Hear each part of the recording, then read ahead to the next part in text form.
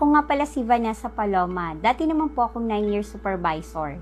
Sa loob ng 3 taong kong ginagawa ang UNO, nagkaroon na rin po ako ng grupo. Nakapag-travel na rin po ako at nagkaroon na rin po ako ng 2 sasakyan. Marami na rin po akong natulungan dahil sa negosyong ito.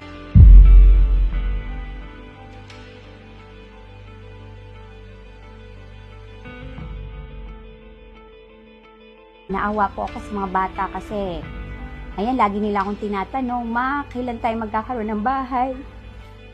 Napakalaking challenge po talaga para sa akin, lalo na sa isang katulad ko na single mom, 2 anak ko, na nangungupahan sa panahon ng pandemya, wala kaming maayos na bahay, hindi pa rin sapat sa akin bilang isang ina. Kasi isa lang naman ang pangarap ko, 'di ba? Ang pangarap ko para sa anak ko, magkaroon kami ng bahay, magkaroon kami ng sarili namin masarap na buhay.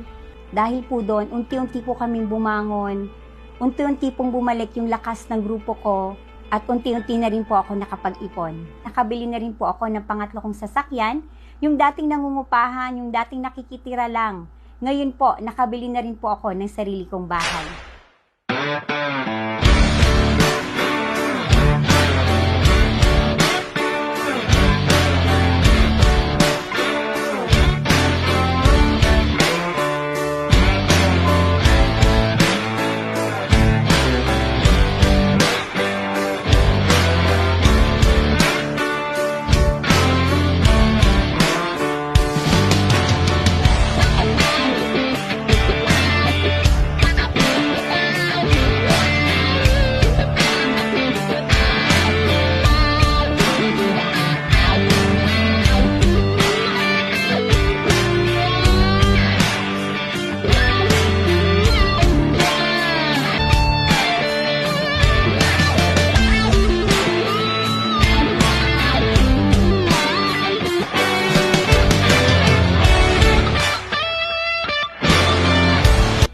Nang dahil dyan, nagpapasalamat ako kay God sa buong UNO na hindi kami pinabayaan.